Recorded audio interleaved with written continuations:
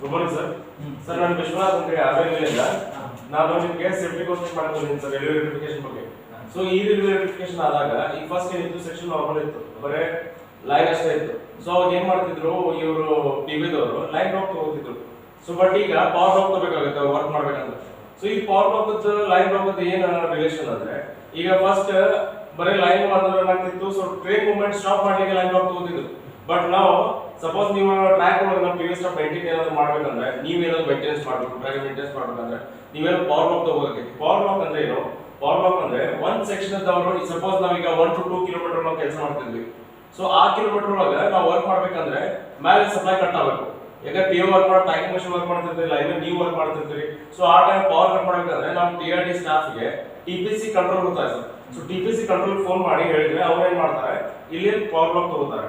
So ಇದು joint signature ಇರುತ್ತೆ, joint signature with SSC PMA and SSC TRD.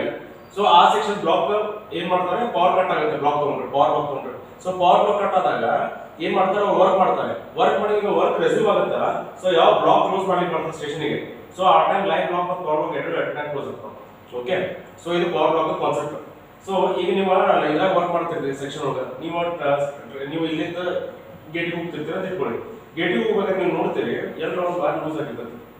So loose ಆದಾಗ ನೀವು just general 30 years ಮಾಡೋದು ಏನಾಗೋದಿಲ್ಲ, ಬಟ್ ಲೂಸ್ ಆಗಿದ್ರೆ ಏನಂತ ಈಗ ಟ್ರೈನ್ ಮೂವ್ಮೆಂಟ್ ಆಗ್ತಿರ್ತದೆ. ಈಗ ಇದು ಪೆಂಟೋ ಅನ್ಕೊಂಡ್ರೆ ಇದು ವೈರ್ ಅನ್ಕೊಳ್ಳಿ, ಪೆಂಟೋ ಅನ್ಕೊಳ್ಳಿ, ಇದು ಟಚ್ ಆಗೋದು ಹೋಗುತ್ತೆ. ಸೊ ಅವಾಗ ಏನಾಗುತ್ತೆ, supply ಹೋಗ್ತಿರ್ತದೆ.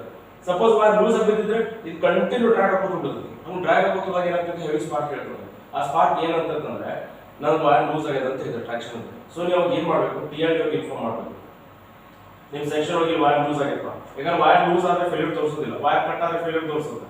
Okay, so one point ಇದಾಯ್ತು. ಸೆಕೆಂಡ್, ನೀವು ಹೋಗ್ಬೇಕಾದ್ರೆ ನೀವು ನೋಡ್ತೀರಿ ಗೇಟ್ ಏನಾದ್ರು ವೈರ್ ಕಟ್ ಆಗಿ ಬಿಟ್ಬಿಟ್ಟಿತ್ತು. ಓಕೆ, ನಿಮ್ ಗೇಟ್ ನಿಮ್ಗೆ ಒಂದು ಕೋಲ್ ಕೊಟ್ಟಾರೆ, ಆ ಕೋಲಿಗೆ ಇನ್ಸುಲೇಷನ್ ಹಚ್ಚಿದ್ದಾರೆ, ಟೇಪ್ ಹಚ್ಚಿದ್ದಾರೆ. ಸೊ ಹಂಗಾದಾಗ ನೀವು ಅದನ್ನ ಅಂತೇಳಿ ಹೋಗಿ ಚಾನ್ಸಸ್ ಇತ್ತಂದ್ರೆ, ಪಾಸಿಬಿಲಿಟಿ ಇತ್ತಂದ್ರೆ ಹೋಗಿ ಅದನ್ನ ಕಟ್ಟಿಗೆಲಿ ಮೂವ್ ಮಾಡಬೇಕು. ರೈನಿ ಸೀಸನ್ಸ್ ಟ್ರೈ ಮಾಡಬೇಡಿ, ಸಮ್ಮರ್ ಸೀಸನ್ಸ್ ನೀವು ಯೂಸ್ ಮಾಡಬಹುದು. ಬಟ್ ನನ್ನ ಹೇಳೋ ಪ್ರಕಾರ ಏನಂದ್ರೆ ನೀವು ಮಾಡ್ಲಿಕ್ಕೆ ಹೋಗ್ಬೇಡಿ. ಕಂಪಲ್ಸರಿ ಮಾಡ್ಬೇಕಂತ ಏನಿಲ್ಲ, ಇಲ್ಲ ನೀವು ಮಾಡಕ್ ಹೋಗ್ಬೇಡಿ ಸರ್, ಮಾಡ್ಬೇಕಂತ ಏನಿಲ್ಲ.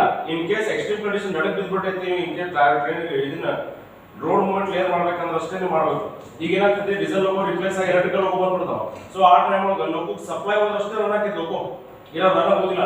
ಸಪೋಸ್ ಈಗ ವೈರ್ ಕಟ್ ಆಗಿ ಬಿದ್ಬಿಡುತ್ತೆ ತಿಳ್ಕೊರಿ, ಅದ್ರಾಗ ಕರೆಂಟ್ ಫ್ಲೋ ಐತೋ ಇಲ್ಲೋ ಅನ್ನೋದು ಗೊತ್ತಾಗೋದಿಲ್ಲ. ವೈರ್ ಲೂಸ್ ಆಗಿ ಹೇಗಾಗತ್ತೈತಿ ಅದ್ರ ಕಾಣೋದಿಲ್ಲ ನಮ್ಗೆ.